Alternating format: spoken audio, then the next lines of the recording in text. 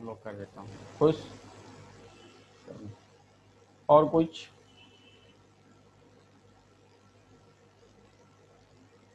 भाई मेरे सलाम का तो जवाब दे दो। गुड आफ्टरनून, सलाम अलैकुम कहा हूँ, तुम लोगों को कुछ नहीं समझ में नहीं आता है? सलाम का जवाब देना वाजिब है। हाँ, समझ रहे हो बात को? सलाम का देना जवाब देना क्या है? वाजिब है, गुनाह होता है। हाँ, समझ रहे हो ना बात को? और जिन लोगों को मैंने गुड आफ्टरनून कहा है उन लोग गुड आफ्टरनून भी कर दे तो थोड़ा मुझे अच्छा लगेगा। चलो ठीक है, आइए। देखो सबसे पहला क्वेश्चन, अब जिसने भी पूछा था नाम मुझे एग्जैक्टली याद नहीं है, किसी ने पूछा ये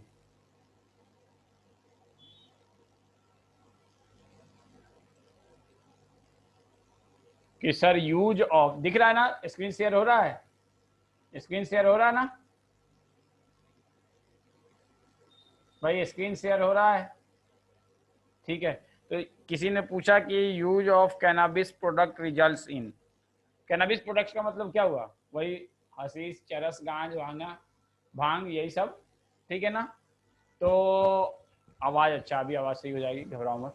अब आवाज़ सही आ रहेगी। अभी रुक जाओ, 1 मिनट रुक जाओ।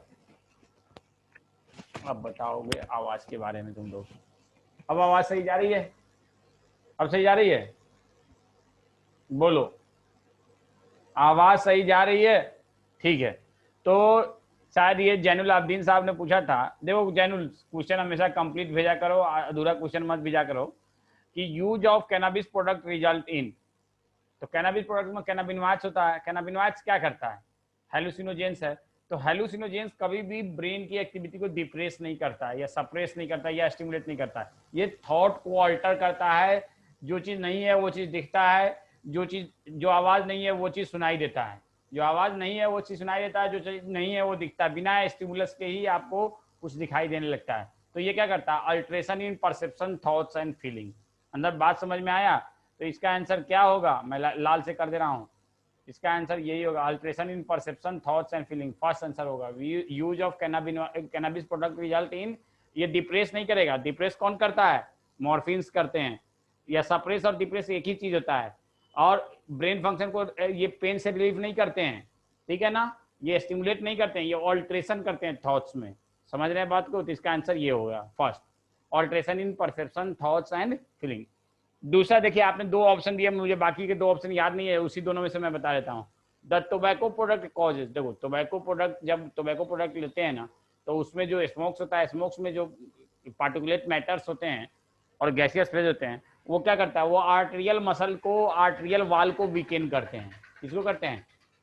टोबैको प्रोडक्ट्स, जब भी टोबैको स्मोक ले या टोबैको प्रोडक्ट्स को किसी फॉर्म में ले, तो उसमें जो मटेरियल्स है, जैसे कि निकोटीन है, उसके अलावा दूसरे मटेरियल्स हैं, वो आर्टेरियल वाल को वीकेन करते हैं। और पूरे स्मूथ पैटर्न में नहीं करते हैं, कहीं का वीकेन करते हैं, कहीं का नहीं करते हैं। तो जहाँ का वीकेन कर दिए वहाँ पे क्या होगा? लोकलाइज्ड डायलेटेशन हो जाएगा। क्या हो जाएगा? जैसे कि ये देखो, ये स्क्रीन शेयर हो रहा है कि नहीं पता नहीं, मैं देख लूँ एक बार। आई थिंक शेयर हो रहा होगा।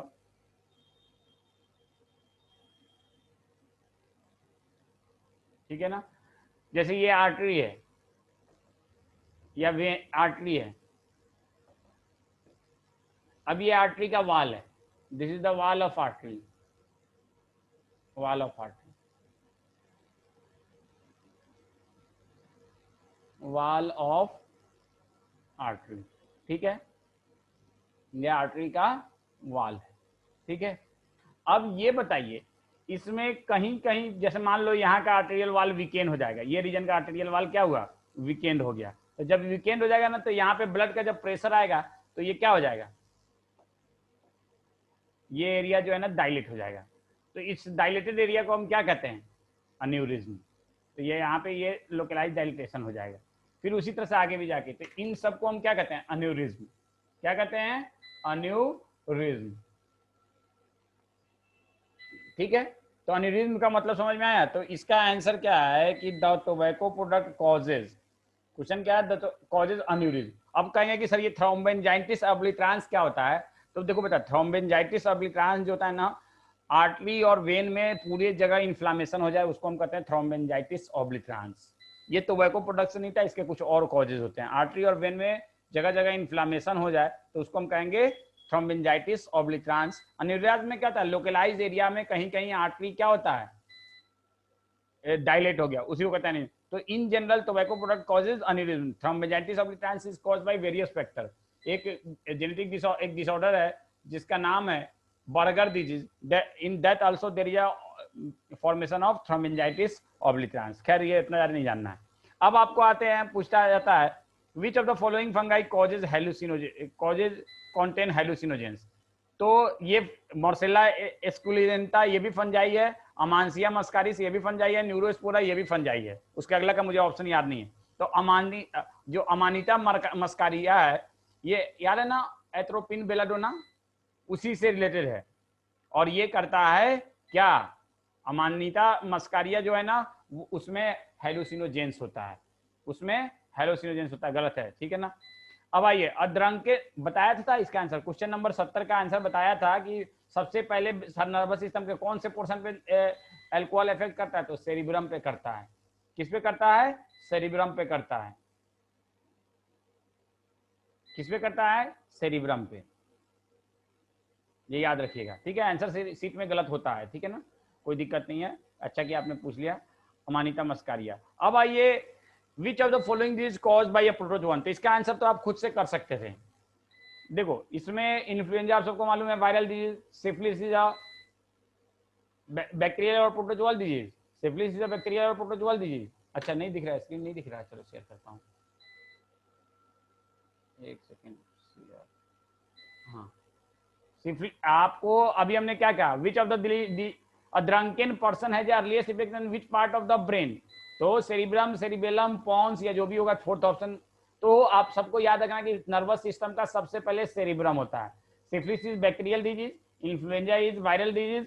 अब देखो ब्लास्टोमाइकोसिस, इसमें माइकोसिस लगा है, तो ये कौन सा डिजीज होगा, फंगल डिजीज। बच क्या जाता है, बाबेसियोसिस। तो बाबेसियोसिस इज बेसिकली क्या है, it is a protozoal disease. It is quite similar to malaria. It is quite similar to malaria. ये मलेरिया के जैसा होता है, एक डिजीज होता है, मलेरिया से काफी हद तक इसमें सिमिलरिटी थी, और ये भी प्रोटोजोअल डिजीज है, बस इतना याद रखना है। तो इनमें तीन, कई बार होता है ना कि हमें ऑप्शन जो मालूम है उसको रूल आउट करना होता है। जैसे कि इसमें तीन ऑप्शन हमको मालूम है, 50-50 पहले कर लो। अमिताभ बच्चन वाला कौन बनेगा करोड़पति खेल लो, केबीसी। सिफिलिस और इन्फ्लुएंजा को ऐसे ही हटा दो। अब बचता, ठीक है अभी भेज दूंगा, ठीक है ना, भेज दूंगा। दूसरा बचता ब्लास्टोमाइकोसिस, बाबेसियोसिस। तो माइकोसिस में, माइकोसिस फंगाई से लगा हुआ है, ठीक है ना, ठीक है। तो बचता क्या है, बाबेसियोसिस, ठीक है, भेज दूंगा।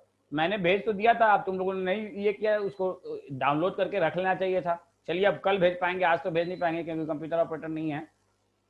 If you suspect major deficiency of antibodies in a person, question number 115, if you suspect major deficiency of antibodies in a person, to which of the following would you look for confirmatory evidence।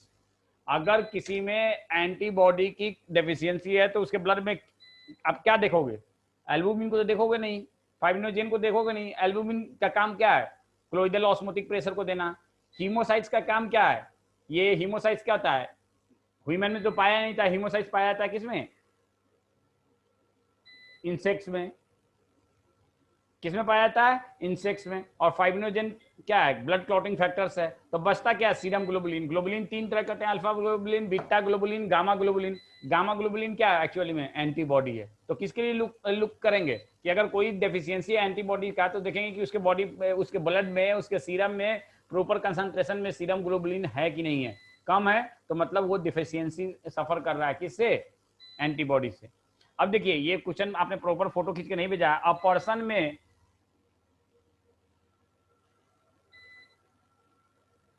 क्या है,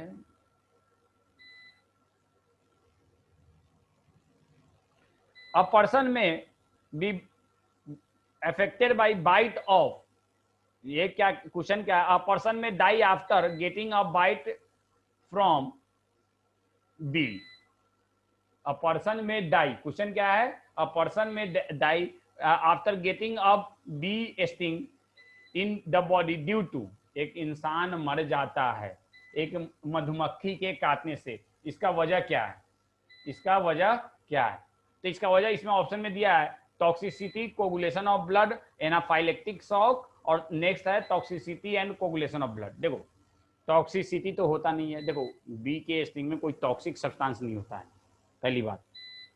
दूसरा, coagulation भी, ये blood को coagulate करता नहीं है। तीसरा है एनाफाइलेक्टिक शॉक, बताते हैं क्या होता है। टॉक्सिसिटी एंड कोगुलेशन ये तो हट गया, अब लेड के ऑप्शन बचता है एनाफाइलेक्टिक शॉक। यस यही होता है। हमने क्या कहा था याद होगा, एलर्जी किसी भी सब्सटेंस हो सकता है, बी स्टिंग से भी एलर्जी होता है। और जब एलर्जी पूरे बॉडी में फैल जाए, पूरे बॉडी में हर जगह एलर्जी का सिम्टम दिखने लगे, लोकलाइज की जगह पूरे बॉडी में जनरलाइज हो जाए, हर जगह के ब्लड वेसल डायलेट हो जाए, हर जगह क्या होगा आपके पूरे बॉडी में जगह जगह हिस्टा, पूरे बॉडी में हिस्टामिन का रिलीज ज्यादा हो जाए, तो क्या होगा, आपके ब्लड का प्रेशर एकाएक बहुत कम हो जाएगा। और जब आप you become hypotensive and your blood pressure become less than critical value, then you will die. क्योंकि जब ब्लड प्रेशर बहुत कम हो जाता है तो ब्लड की सप्लाई जो है ना टिश्यूज में नहीं जाता है, स्पेशली ब्रेन में सर जाना कम हो जाता है और एक मर जाता है इंसान। तो generalize allergy in whole body is described as anaphylactic shock, और ये क्या एक तरह का एलर्जिक सिम्टम है, एलर्जिक मैनिफेस्टेशन, इसी में मरता है। अब एक क्वेश्चन है, क्वेश्चन नंबर 127 का, the active form of ant amoeba histolytica. तो एंट अमीबा हिस्टोलाइटिका सबको मालूम है, ये एक तरह का क्या है, प्रोटोजोआ है जो कि लाइसिस करता है टिश्यू को, तभी तो नाम है। और एंट नाम है चूंकि इंटेस्टाइनल टिश्यू को, तो क्या करता है ये बेसिकली इंटेस्टाइनल टिश्यू के म्यूकोसा और सब म्यूकोसा को तो इरोध करता ही है, म्यूकोसा और सब म्यूकोसा को तो इरोध करता ही है, उसको तो खाता ही है, साथ साथ ये आरबीसी को भी डैमेज करता है, आरबीसी को भी खाता है, ये याद रखना। तो इसका आंसर क्या होगा, एक्टिव फॉर्म। एक्टिव फॉर्म का मतलब ये सिस्टिक फॉर्म में तो कुछ खाएगा नहीं, जब इसका एक्टिव फॉर्म होगा, जब ये ओरिजिनल लिविंग कंडीशन में सिस्टिक फॉर्म में, सिस्टिक फॉर्म का मतलब कौन सा हुआ, डोरमेंट फॉर्म, और एक्टिव फॉर्म का मतलब हुआ कौन, जब ये अपनी एक्टिविटी दिखा रहा है, अपना रिप्रोडक्शन दिखा रहा है, अपना नंबर ऑफ बढ़ा रहा है, ये मेटाबॉलिक एक्टिविटी दिखा रहा है। तो एक्टिव फॉर्म म्यूकोसा को खाएगा, सब म्यूकोसा को खाएगा, किसके, आपका होता है ना इंटेस्टाइनल लाइनिंग में म्यूकोसा और सब म्यूकोसा, उसको तो खाएगा ही जाएगा। और जब सब म्यूकोसा में जाएगा, तो जब सब म्यूकोसल रीजन को खा रहा है तो उसमें ब्लड सेल्स निकलेंगे, और ब्लड सेल्स में ये आरबीसी को भी खाता है। अब क्वेश्चन नंबर 52 देखो क्या है, allergic condition caused by pollen grain of certain flower causing inflammation of the nose is called. देखो नोज के इन्फ्लामेशन को हम क्या कहते हैं, राइनाइटिस। लैरिंगाइटिस देखो नाम से पता चल रहा है, लैरिंगाइटिस का मतलब लैरिंग्स में इन्फ्लामेशन, फेरिंगाइटिस का मतलब फेरिंग्स में इन्फ्लामेशन, ब्रोंकाइटिस का मतलब ब्रोंकाई में इन्फ्लामेशन, बच जाता है राइनाइटिस। राइनाइटिस जब भी नोज में या नजल चैम्बर में इन्फ्लामेशन होता है तो उसके लिए टर्म क्या इस्तेमाल करते हैं, राइनाइटिस। और एक टर्म होता है इसी से related, rhinorrhoea, excessive nasal discharge को हम क्या कहते हैं, राइनोरिया। क्या कहते हैं, राइनोरिया। मेरी बात समझ में आई। अब नेक्स्ट क्वेश्चन है, किसी ने पूछा है कि सर इसको एक्सप्लेन कर दीजिए। अब मुझे नाम तो याद नहीं है, कि एनाल्जेसिक रेड्यूसेस और abolishes pain without causing impairment of consciousness, mental confusion, incoordination और पैरालिसिस और some other disturbances of nervous system. देखो एनाल्जेसिक मतलब पेन रिड्यूसिंग एजेंट, एनाल्जेसिक मतलब भाई एक ने किसी ने कहा है कि सर इस लाइन को एक्सप्लेन कर दीजिए, तो एनाल्जेसिक का मतलब क्या हुआ, एना एलजिस, एलजिस का मतलब पेन, एना मतलब पेन रिड्यूसिंग एजेंट, ठीक है ना। अगेंस्ट द एल्जेसिया मतलब पेन, एन मतलब अगेंस्ट, तो पेन रिड्यूसिंग एजेंट को एनाल्जेसिक कहते हैं। दो तरह का आता है, सेंट्रल नार्कोटिक्स और peripheral, central analgesic and peripheral analgesic. तो चाहे सेंट्रल एनाल्जेसिक हो या पेरिफेरल एनाल्जेसिक हो, यहाँ पे बात ये सेंट्रल एनाल्जेसिक में जैसे मॉर्फिन आता है, तो मॉर्फिन ठीक है पेन रिड्यूस तो करता ही है, साथ में ये नर्वस सिस्टम को भी डिस्टर्ब करता है। लेकिन यहाँ पे ये जो बात है ना, ये किसके लिए है, ये जो कॉमन एनाल्जेसिक हम लोग यूज करते हैं, कॉमन एनाल्जेसिक हम लोग क्या यूज करते हैं, पैरासीटामोल, कॉम्बीफ्लाम, नेमोसलाइड, डाइक्लोफिनेक, तो इन ये सब के बारे में बात लिखा गया है। Central analgesic also causes disturbance in mental status, तो this is about the peripheral analgesic, ये सेंट्रल एनाल्जेसिक की बात नहीं है। एनाल्जेसिक दो तरह का होता है ना, सेंट्रल और पेरिफेरल, ठीक है। अब लोन साहब ने मुझे कहा है, क्योंकि ये क्वेश्चन में इसी तरह से याद है तो इसलिए इनका नाम याद है, कि सर एमएससी कंसेप्ट को एक बार रिपीट कर दीजिए। देखो एमएससी कंसेप्ट क्या होता है, MSC stand for major histocompatibility complex. पहले तो ये बात आप सबको मालूम है। देखो इसमें ज़्यादा अंदर नहीं जाना है, क्योंकि जब अंदर जाओगे तो बहुत हर चीज़ बहुत ज़्यादा होता है, ठीक है। लेकिन अभी आपको लिए मैं बता देता हूँ कि देखो एमएससी का मतलब है मेजर हिस्टो कॉम्पैटिबिलिटी कॉम्प्लेक्स, और मेजर हिस्टो कॉम्पैटिबिलिटी कॉम्प्लेक्स का इस previously it is known as, it is also known as human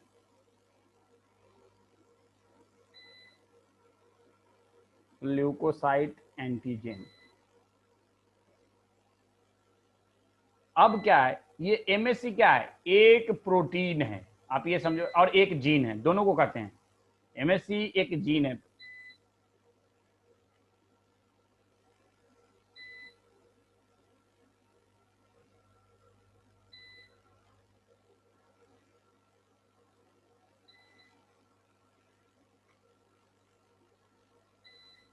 देखो MSc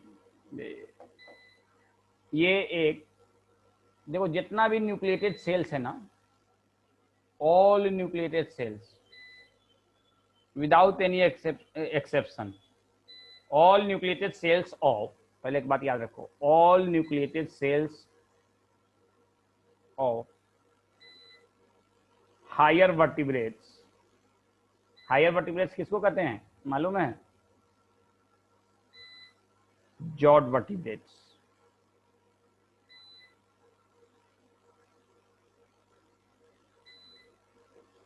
have MSC gene, have MSC gene. अब एमएससी जीन क्या है, तो न्यूक्लियस है। हाँ यूसुफ, ठीक है, वालेकुम सलाम। हाँ बोलो बेटा, अभी क्लास ले, आधा घंटे बाद कॉल करोगे? ठीक। अब जैसे कि मान लो ये न्यूक्लियस है, न्यूक्लियस में क्रोमोसोम नंबर 6 है, तो क्रोमोसोम नंबर 6 पे कुछ जीन्स है, उन जीन के कॉम्बिनेशन को एमएससी जीन्स कहते हैं। ये बेसिकली सिंगल जीन नहीं है, जीन्स का कॉम्बिनेशन है। अब इन जीन्स के कॉम्बिनेशन से, इन जीन के कॉम्बिनेशन से जो प्रोटीन बनता है, वो प्रोटीन इसके सरफेस पे जाके एक्सप्रेस करता है। तो इस सरफेस को एमएससी मेजर हिस्टोकॉम्प्लेक्स कॉम्प्लेक्स प्रोटीन कहते हैं, और इस जीन को एमएससी जीन कहते हैं। मोटा मोटी पहले ये समझो, एमएससी जीन ये हो गया और ये एमएससी प्रोटीन हो गया। अब ये हर इंडिविजुअल में जो एमएससी जीन होता है ना, दुनिया में जितना भी इंसान है, हर एक इंसान में, सिर्फ मोनोजाइगोटिक ट्विंस को छोड़ दो तो सब में ये एमएससी जीन जो होता है ना, एक जैसा नहीं था। सब में एमएससी जीन में कुछ ना कुछ न्यूक्लियोटाइड सीक्वेंस में वेरिएशंस होता है, इसलिए सबका एमएससी प्रोटीन सेम नहीं होता है, कुछ ना कुछ वेरिएशंस होता है। पहली बात समझो ये। तो हर एक इंसान में एमएससी प्रोटीन डिफर करता है उनके सेल मेम्ब्रेन। अब एमएससी जीन या एमएससी प्रोटीन दो तरह, तीन तरह से होता तो 4 तरह का है, लेकिन 2 ही तरह का हम लोग को जानना है, एमएससी 1 एंड एमएससी 2। देखो जीन तो एमएससी 1 जीन भी है, एमएससी 2 जीन भी है, अलग अलग है। अब उन सब के बारे में अलग अलग हम लोग को डिटेल में अंदर नहीं जानना है। तो एमएससी 1 देखो हर जीन एक्सप्रेस करे हर एक सेल में, ये कोई जरूरी नहीं है। तो एमएससी 1 एक्सप्रेसेस इन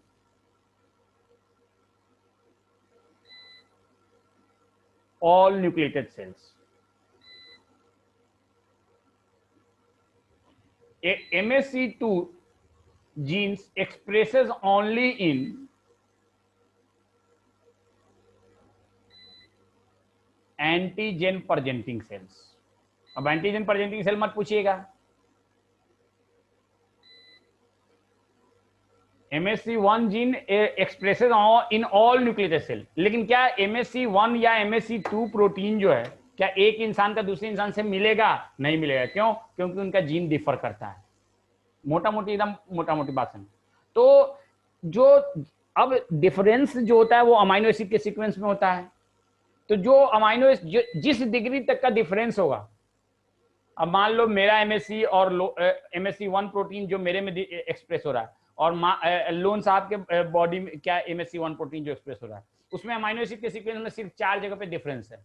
अब मेरे में और किसी पर्सन एक्स में 10 जगह डिफरेंस हो रहा है, तो दोनों के MSC1 प्रोटीन में मेरा और लोन का ज्यादा सिमिलर है और पर्सन एक्स का और मेरा ज्यादा डिफर है, तो इसको हम कहते हैं टिश्यू टाइपिंग। इसके लिए हम क्या टर्म इस्तेमाल करते हैं, और जितने MSC1 एक से इंसान से दूसरे इंसान का, वो उससे उतना क्लोजली रिलेटेड होगा, वो उससे उतना क्लोजली रिलेटेड होगा। दूसरी बात, MSC1 प्रोटीन सब में एक्सप्रेस करता है, तो जितना भी वायरल इन्फेक्शन होता है, सब वायरल इन्फेक्शन क्या है, intracellular obligate parasite.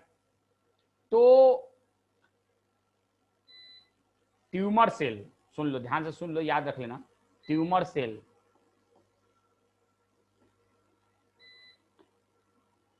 Intra cellular obligate parasite,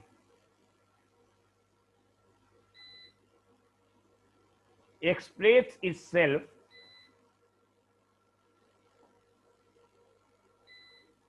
over the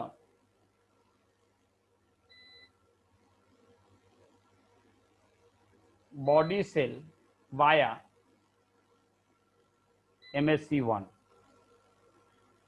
और MSC1 देखो, मान लो ये एक सेल है, इस सेल में अगर वायरस आ गया तो ये वायरस बाहर में हमारे इम्यून सेल को कैसे इन्फॉर्म करेगा, थ्रू MSC1, थ्रू MSC1 कैसे एक्सप्रेस करेगा, MSC1। और MSC1 को रिकॉग्नाइज कौन करता है, MSC1 को रिकॉग्नाइज करता है T8 सेल, याद है ना, CD8 सेल या CD8 सेल। और CD8 सेल कौन सा है, cytotoxic T lymphocyte, cytotoxic T lymphocyte. वैसे ही जो बैक्टीरिया है या कोई भी एक्स्ट्रा सेलुलर पैथोजेंस है, वो एक्सप्रेस करेगा कैसे, एक्स्ट्रा सेलुलर पैथोजेन,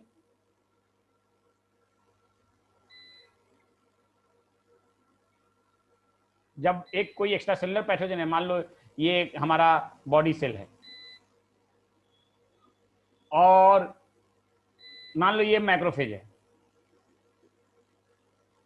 और यहां पे एक बैक्टीरिया आया, ये बैक्टीरिया है, तो इस बैक्टीरिया को ये मैक्रोफेज क्या करेगा, खाएगा। और मैक्रोफेज के सरफेस पे क्या एक्सप्रेस होगा, MSC2, क्योंकि ये कौन सा सेल है, एंटीजेन प्रेजेंटिंग सेल है। ये कौन सा सेल है, एंटीजेन प्रेजेंटिंग सेल। तो ये बैक्टीरिया को जब खाएगा ना, तो बैक्टीरिया को खाने का बैक्टीरिया के कुछ पोर्शन को, कुछ फ्रेगमेंट्स को MSC2 के ऊपर एक्सप्रेस करेगा, और एक्सप्रेस इटसेल्फ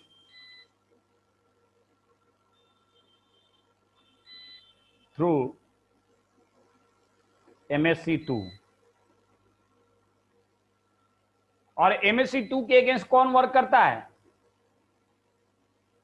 T4 सेल्स या CD4 सेल, याद है ना, CD4 सेल्स।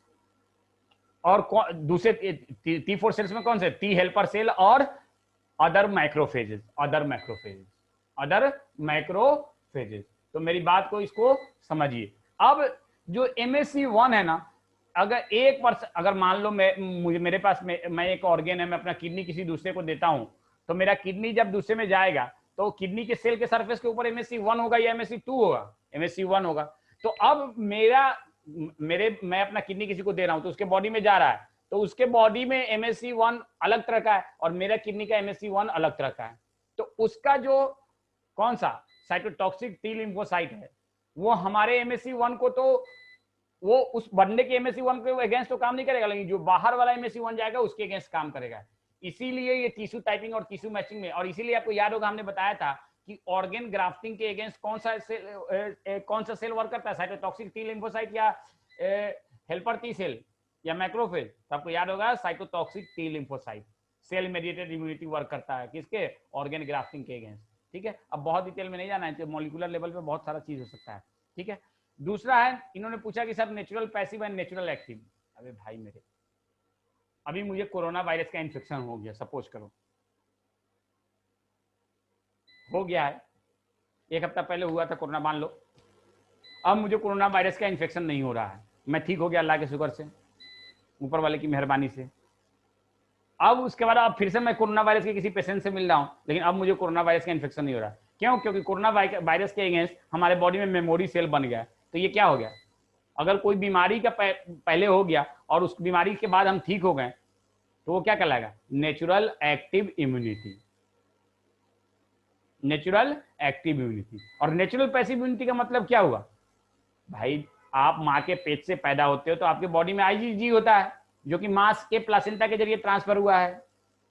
या आप माँ का दूध पीते हो पैदा होने के बाद, तो माँ के दूध से आईजी आपके बॉडी में ट्रांसफर होता है। तो ये कौन सा इम्यूनिटी है? Natural passive immunity. Natural passive immunity का मतलब antibody get from another sources naturally without human interference. अब एक बार इन्होंने कहा ब्लैक बाइल को सर रिपीट कर दिए। देखो ब्लैक बाइल क्या है? गुड ह्यूमर हाइपोथेसिस याद है, given by Hippocrates and supported by good humour hypothesis given by Hippocrates and supported by Indian Ayurvedic system. Good humour hypothesis क्या करता है कि हमारे बॉडी में 4 तरह का फ्लूइड, हाइपोथेटिकल उन्होंने कहा 4 तरह का हाइपोथेटिकल फ्लूइड है। कौन कौन सा? Blood, yellow bile, black bile, phlegm. Blood, black bile, yellow bile and phlegm, याद है ना? इन चारों में बैलेंस है तो एक इंसान हेल्दी है। अब ये 4 हाइपोथेटिकल फ्लूइड है, black bile, yellow bile, phlegm and blood, और इनमें बैलेंस है तो इंसान हेल्दी है।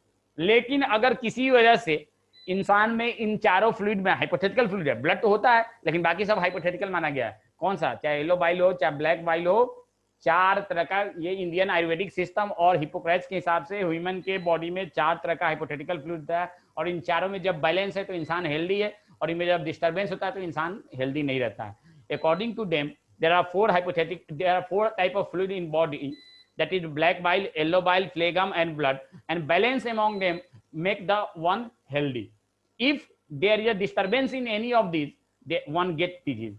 So according to this, Hippocrates described that those person who are diseased having more black bile in their body, and more black bile, कोई तरह का बीमारी है उसके बॉडी में क्या होगा? ज्यादा ब्लैक बाइल होगा, according to Hippocrates, not according to me, not according to modern medical science.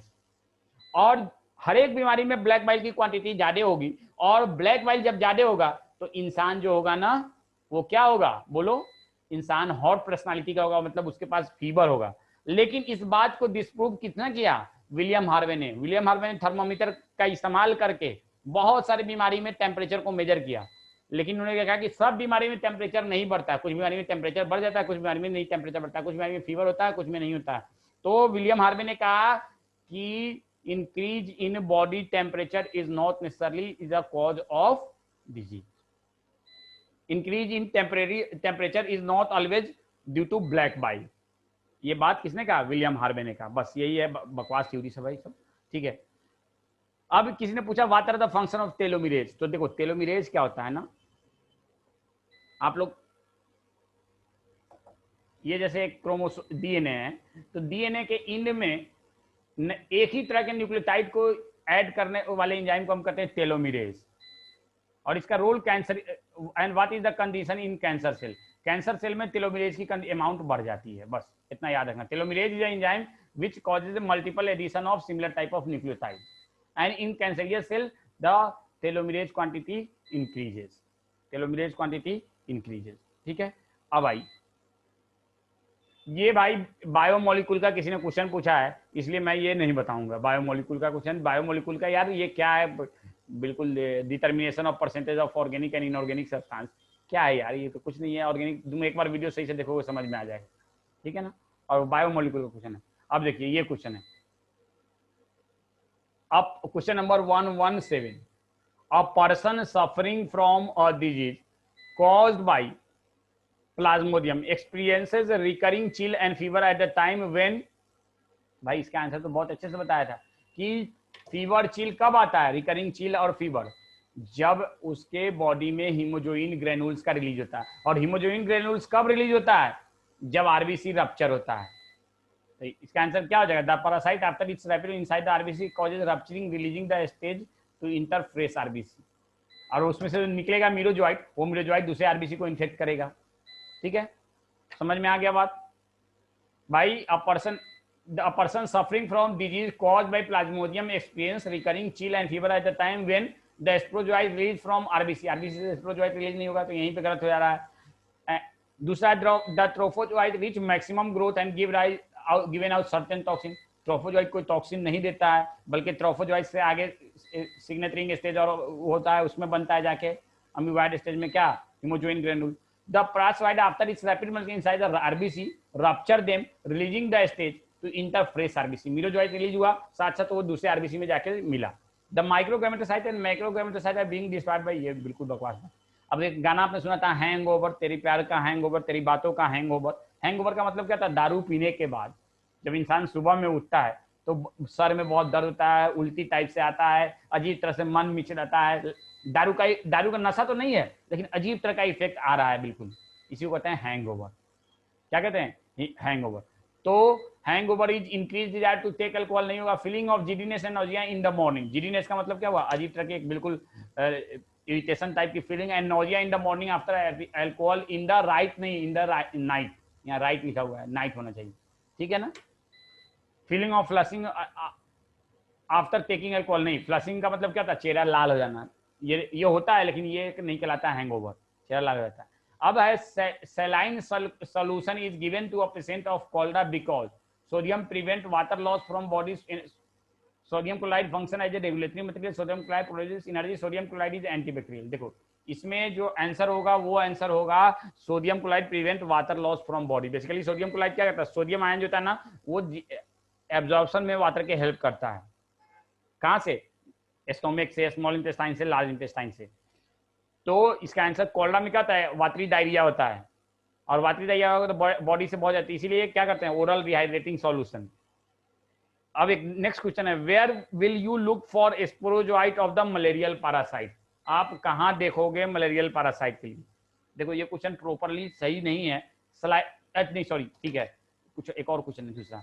Where will you look for sporozoite of the malarial parasite? Sporozoite of malarial parasite को कहां देखोगे? Salivary gland of freshly moulted, freshly moulted मतलब female Anopheles mosquito का मतलब क्या हुआ? ऐसा female Anopheles mosquito जो अभी ताजा ताजा अभी नया नया हैच आउट होके लार्वा से बना है, तो उसमें कहाँ होगा? वो तो इन्फेक्टेड में ना होगा। Saliva of infected female Anopheles mosquito, यही तो होगा। स्पोरोजोइट कहाँ होता है? सलाइवरी ग्लैंड में ही तो रहता है ना, और जो इन्फेक्टेड होगा उसी में तो रहेगा ना। रेड ब्लड का आरबीसी में तो बिल्कुल नहीं होगा, स्प्लीन ऑफ इन्फेक्टेड ह्यूमन में बिल्कुल भी नहीं होगा, लीवर में होगा। अब ये बड़ा अच्छा क्वेश्चन किसी ने हार्दिक ने शायद पूछा था, which future development in the vaccine production in, ये क्वेश्चन बड़ा अच्छा है, which future development in vaccine production is most important in the fight to eradicate the diseases in developing country? Developing country में डिजीज को खत्म करने के लिए इसमें से चारों में से कौन सा ऑप्शन सही है? A combined vaccine to combat it and other disease। देखो combined vaccine का तो ऐसे ही कंसेप्ट खत्म हो गया। A single vaccine without the need for booster। Option पहला है combined vaccine to combat it and other disease। Future में ऐसा देखो, आजकल ज्यादातर वैक्सीन जो है ना जिसमें बूस्टर डोज दिए जाते हैं। अब एक बार तो इंसान चलो पैसा इंतजाम करके टाइम निकाल के वैक्सीन दिलवा देता है, लेकिन दूसरी और तीसरी और चौथी बार जाना बहुत मुश्किल होता है। बूस्टर डोज का मतलब क्या हुआ? दूसरी बार, तीसरी बार, चौथी बार दिलवाना। याद है ना बूस्टर डोज? याद है नहीं? याद नहीं है कि नहीं है? याद है या नहीं है बूस्टर डोज? बोल दो, याद होगा। तो बूस्टर डोज का मतलब क्या हुआ? ठीक है, तो ये काफी डिफिकल्ट है, और खास करके डेवलपिंग कंट्री में तो ये बहुत ही मुश्किल काम है। तो बूस्टर डोज का बिल्कुल ही कंसेप्ट नहीं होना चाहिए। अब कंबाइंड वैक्सीन काफी महंगा भी होता है और इसका इफेक्टिविटी भी बहुत कम होता है। आज भी जितनी भी कंबाइंड वैक्सीन है उसका एफिकेसी कम है in compare to single vaccine, इसीलिए अब कंबाइंड वैक्सीन का कंसेप्ट धीरे धीरे खत्म हो रहा है। तो पहला तो होगा नहीं, दूसरा होगा vaccine containing only live measles virus. ये तो बकवास बात है, खाली मीजल्स को हटाने के लिए थोड़े। Vaccine produced by genetic engineering technique. देखो जेनेटिक इंजीनियरिंग टेक्निक बहुत से वैक्सीन जो पैदा होता है वो बहुत ही अच्छा होता है, वेरी गुड, एक्सीलेंट वैक्सीन, लेकिन वो बहुत महंगा होता है और डेवलपिंग कंट्री के लोग इसको अफोर्ड नहीं कर पाएंगे। इसलिए 2 और 4 दोनों सही है, लेकिन इसमें डेवलपिंग कंट्री की बात है तो डेवलपिंग कंट्री में हम ट्रेडिशनल मेथड से ही वैक्सीन को ज्यादा इस्तेमाल करते हैं, बना हुआ। जेनेटिक इंजीनियरिंग से जो वैक्सीन बनता है उसको इस्तेमाल नहीं कर पाते हैं because it is too much costly. अब करा है मलेरियल पैरासाइट। देखो बेसिकली ये क्वेश्चन नंबर 33 में थोड़ा सा मिस्टेक है। ये होना चाहिए कि malaria diagnosis, malaria can be done by. अब अगर कहो malarial parasite can be obtain from patient, तो देखो जो भी मलेरिया का पेशेंट होगा उसके बॉडी से तो मलेरियल पैरासाइट आप ऑब्टेन कर सकते हो, तो इसका आंसर क्या हो जाएगा? ऑल ऑफ दीज हो जाएगा। लेकिन अगर ये क्वेश्चन का हो सकता है इसका आंसर शायद फर्स्ट दिया होगा, लेकिन अगर ये बात होता है कि मलेरिया की diagnosis can be done from the patient, तो ड्यूरिंग फीवर के दौरान क्या होता है हम लोग उसमें, याद है ना, बताया था ना, वो क्या होता है, सफनर्स ग्रेन्यूल्स, और कौन कौन सा होता है याद मुझे भी ध्यान नहीं आ रहा। तो वो ग्रेन्यूल्स को हम लोग डिस्कस करते हैं, उसी को डिस्क्राइब करते हैं। तो ड्यूरिंग द फीवर हम लोग डायग्नोसिस करते हैं। शायद इसका आंसर होना चाहिए ऑल ऑफ दीज, लेकिन हमको याद नहीं कि इसमें क्या आंसर दिया है इसका। ऑप्टेन तो सब में बिफोर टेम्परेचर, आफ्टर टेम्परेचर, लेकिन मलेरियल पैरासाइट अगर डायग्नोसिस करना है, तो डायग्नोसिस के लिए देखो बिफोर टेम्परेचर जो है ना बड़ा मुश्किल से, चूंकि इतना छोटा साइज होता है कि उसको हम डिटेक्ट करना मुश्किल होता है आफ्टर टेम्परेचर। लेकिन ड्यूरिंग फीवर हम क्या डिटेक्ट करते हैं, हीमोग्लोबिन ग्रेन्यूल्स को, और साथ साथ जो इसमें क्या होता है यार, सफनर्स डॉट, मॉरर्स डॉट, याद है ना, ये सबको हम लोग डायग्नोसिस करते हैं। तो ड्यूरिंग द फीवर इसका आंसर होगा। अगर सीधे रहे अब malarial parasite can be obtain from patient, तो अगर पैरासाइट की बात कर रहे हैं तो स्पेसिफिक टेक्निक्स के जरिए हम बिफोर टेम्परेचर, आफ्टर टेम्परेचर सब में कर सकते हैं। लेकिन अगर डायग्नोसिस की बात करते हैं तो ड्यूरिंग फीवर होगा। तो मलेरिया की, लेकिन इस क्वेश्चन का आंसर जो मोस्ट कॉमनली इसको लिए जो क्वेश्चन बनाया जाता है, इसमें डायग्नोसिस की बात होती है। तो डायग्नोसिस ड्यूरिंग द फीवर ही किया जाता है। मलेरिया का हमेशा डायग्नोसिस ड्यूरिंग द फीवर किया जाता है, फीवर के बाद ना फीवर के पहले, ये याद रखिएगा। Which among the following can be considered as a part of ART? ART का मतलब हुआ एंटी रेट्रोवायरल थेरेपी। याद बताया होगा, जाइडोविडेन, असाइक्लोवीर, टेबुदीन, बहुत सारी दवाइयां होती हैं जो कि बेसिकली एंटी रेट्रोवायरल थेरेपी क्या होता है, ये against the reverse transcriptase work करता है। ये ड्रग्स जो है ना against the reverse transcriptase enzyme, reverse transcriptase enzyme को काम नहीं करने देता है। और इसमें प्रोकेन नहीं होगा, नोवाकेन नहीं होगा, कॉल्चिसिन नहीं होगा, कॉल्चिसिन या एंटी मलेरियल ड्रग। बचता है जाइडोविडिन। जाइडोविडिन ड्रग का नाम है, याद कर लीजिए, नहीं करे तो कोई दिक्कत नहीं है। जाइडोविडिन इज एंटी रेट्रोवायरल। और भी बहुत सारे, जब आप मेडिकल कॉलेज में जाएंगे, सेकेंड ईयर फार्माकोलॉजी में जाएंगे, तो पूरी एक पेज है पूरा, एकदम 15-16 ड्रग का लिस्ट है, वो पूरे ड्रग को आपको याद करना है। They all are anti retroviral drug. आपको अभी ये याद रखना है कि anti retroviral therapy means therapy which work against the reverse transcriptase activity. बस। अब आइए नेक्स्ट है, at which stage of HIV infection does one usually show symptom of AIDS. जो आज मैं क्वेश्चन करा रहा हूं, सबको क्वेश्चन को भी मैं भेज दूंगा। At which stage of HIV infection does one usually show symptom of AIDS within 15 days. ये तो बिल्कुल बकवास है, 15 दिन में तो होता ही नहीं है। कम से कम कुछ महीना होना चाहिए इसका incubation period, 2 years, 5 to 10 years, ठीक है ना। तो पहला तो होगा नहीं। When the infective retrovirus enter the host, host में इंटर तो जैसे जाता है तब से करना शुरू कर देता है, उससे नहीं होता। अब तीसरा है, when viral DNA is produced by reverse transcriptase, viral DNA के प्रोडक्शन से नहीं होता है, तब होता है जब हमारे बॉडी में टी हेल्पर लिम्फोसाइट की कमी हो जाती है। और टी हेल्पर लिम्फोसाइट की कमी कब होगी, when HIV replicate rapidly by reverse transcriptase। जब HIV replicate rapidly by, बहुत ज्यादा तेजी से बनने लगेगा, तो बहुत सारा हमारा टी हेल्पर लिम्फोसाइट क्या होगा, डिस्ट्रॉय हो जाएगा। जब बहुत सारा टी हेल्पर लिम्फोसाइट डिस्ट्रॉय होगा तो हमको HIV इन्फेक्शन या एड्स का साइन एंड सिम्टम दिखेगा। ठीक है, this is all for today. Any more question है तो आप हमसे पूछ लीजिए, मैं इस क्वेश्चन को आप लोगों को भेज दूंगा, इन सारे क्वेश्चन को अभी भेज दूंगा, ठीक है, थोड़ी देर में। ठीक है, कोई और क्वेश्चन है जो ह्यूमन हेल्थ एंड डिजीज से? और सुनो, मैं आज 5 क्वेश्चन डाला हूँ यूट्यूब पे जो पोल वाला ऑप्शन आता है ना उसमें, और हर दिन 5-5 क्वेश्चन डालूंगा ह्यूमन हेल्थ एंड डिजीज से, जब तक कि बायोटेक्नोलॉजी नहीं खत्म होगा। अच्छे क्वेश्चन, उसको आप लोग कीजिएगा। आज भी मैंने डाला है 5 क्वेश्चन, ठीक है, उन सब का पोलिंग चाहिए। और आप उसमें से कोई क्वेश्चन नहीं हो तो आप लोग जरूर पूछिएगा नेक्स्ट क्लास में, ठीक है ना। अरे ये देखो, ताहा खान पूछ रहे हैं natural, semi synthetic and synthetic opioid में डिफरेंट बता दीजिए। देखो बता, ओपियाइड्स क्या है, पापिवर्स सोमनीफेरम से जो प्रोडक्ट हमने नेचुरल फॉर्म में लिया, उसी फॉर्म में, उसमें जैसे आम का पेड़ है, आप इसको समझो, आम के पेड़ से आम तोड़ा आपने, उसी फॉर्म में आम को खा लिया तो नेचुरल हो गया। अब आम से क्या किया आपने, आम के से उसके गुदा को निकाला और उसके बाद अमवट बना लिया। अमवट जानते हैं, धूप में सुखाने के बाद आम का एक पतला सा लेयर बनता है, और उसमें कुछ प्रिजर्वेटिव भी मिला दिया, तो वो क्या कहलाएगा, सेमी सिंथेटिक। और सिंथेटिक क्या हुआ, हमने आम के टेस्ट का सामान बनाया, आम के टेस्ट का सामान बनाया, उसमें आम की सारी प्रॉपर्टी है, जो भी उसमें विटामिन है, मिनरल्स है, सब है, लेकिन उसमें नेचुरल हमने कोई चीज का इस्तेमाल नहीं किया, तो वो क्या हो गया, सिंथेटिक।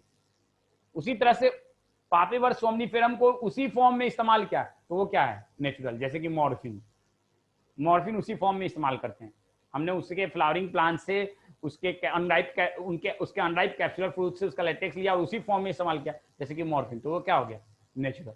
सेमी सिंथेटिक में क्या किया, उसमें उसका मॉर्फिन जो है उसमें थोड़ा सा केमिकल प्रोसेसिंग किया और उसको बना दिया डाई एसिटाइल मॉर्फिन, जिसको हम कहते हैं हेरोइन, तो वो क्या हो गया, सेमी सिंथेटिक। और उसी के जैसा लेबोरेटरी में उसी तरह की प्रॉपर्टी ला दिया, तो उसको हम क्या कहेंगे, सिंथेटिक। समझ में आ गया ताहा साहब, समझ में आ गया, बोलिए। चलिए, एनी मोर क्वेश्चन, चलिए जल्दी जल्दी पूछ लीजिए, कोई और क्वेश्चन हो तो। चलिए बढ़िया, आप लोग अच्छा कर रहे हैं, और जरूर क्वेश्चन का आंसर कीजिएगा। बहुत अच्छे अच्छे मैंने 5 क्वेश्चन डाले हैं, मैं देखता हूँ कितने बच्चे उसका सही आंसर करते हैं और कितने बच्चों को समझ में आता है। यूट्यूब पे पोल पे डाला हूँ, ठीक है, आज ही कीजिएगा। तो एनी मोर क्वेश्चन, कल आप लोग का टेस्ट है, कल तो शायद रिवीजन टेस्ट है ना। चलिए, तो परसों इंशाल्लाह फिर मुलाकात होगी। एनी मोर क्वेश्चन, किसी को है कोई क्वेश्चन तो पूछ लीजिए।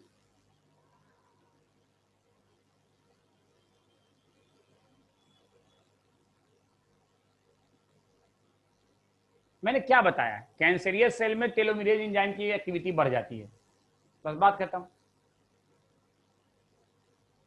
ज्यादा इसके पीछे मत पड़ो, ज्यादा टेलोमेरेज एंजाइम क्या करता है, उसमें टेलोमियर्स को, end of DNA is known as telomeres, ठीक है ना, और उसपे जो एंजाइम उस पर वर्क करता है उसको हम कहते हैं टेलोमेरेज, ठीक है। और कोई, एनी मोर क्वेश्चन।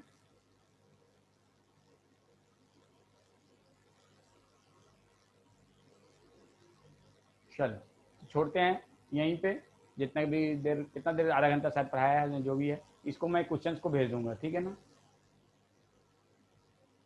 कोई क्वेश्चन है तो पूछ लो, नहीं तो चलो मैं छोड़ रहा हूँ।